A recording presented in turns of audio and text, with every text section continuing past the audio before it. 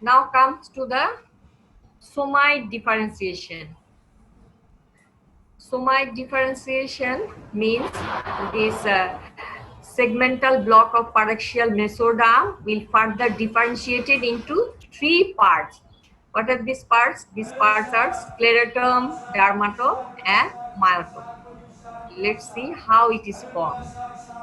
Initially, we have seen in the earlier picture, these are the balls of paraxial mesoderm. Initially, these are the loosely woven tissue ball. This woven tissue becomes epithelium, epithelial ball. This is donut-shaped epithelial tissue. The earlier loosely woven tissue now get epithelial characteristics and form a donut-shaped ball. That means it has a central lumen. This donut-shaped ball is now known as somite, and these are the epithelial cells are now. And this somite has dorsal wall, ventral wall, medial wall, and lateral wall.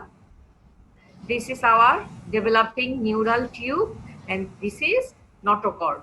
These are the surface ectoderm, these are the endoderm, and these are the our mesoderm. This is paraxial mesoderm, which now form the somite. These are the intermediate mesoderm, and these are the lateral plate mesoderm. Now, during further development, the cells of the medial wall and the ventral wall again become loosely woven. There you see, they lost the cells of the medial wall and ventral wall lost their epithelial characteristics, and now again they become mesenchymal. Mesenchymal cell, and they now surrounds the neural tube and notochord, and now their name is sclerotome. These cells are now formed the sclerotome. So these are the somites medial wall and ventral wall cell that now forms sclerotome. And this sclerotome ultimately, these mesenchymal cells of the sclerotome ultimately give rise to the vertebra and ribs.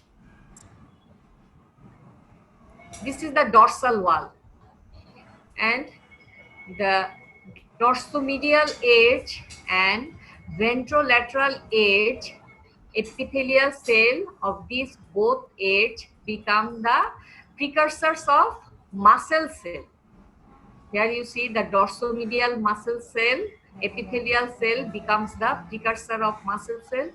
This ventrolateral edge become the precursors of ventrolateral muscle cell. And in between two edge, the remaining cells in the somite dorsal wall become the dermatome. So we get sclerotome, dermatome, and both these muscle cells are now known as myotome. Here we see some of the epithelial cells lost their epithelial characteristics and become mesenchymal cell and migrate beneath the dermatome.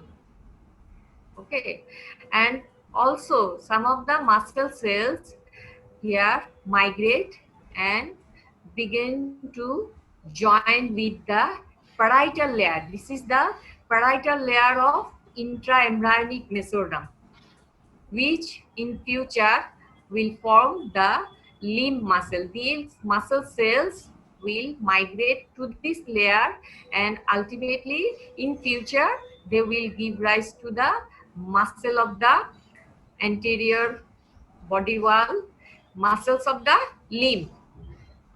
So here I am telling you, this is dermatome, these two are the brown color are the myotome, and this is the sclerotome. This is dermatome, This is myotome and this is the sclerotome.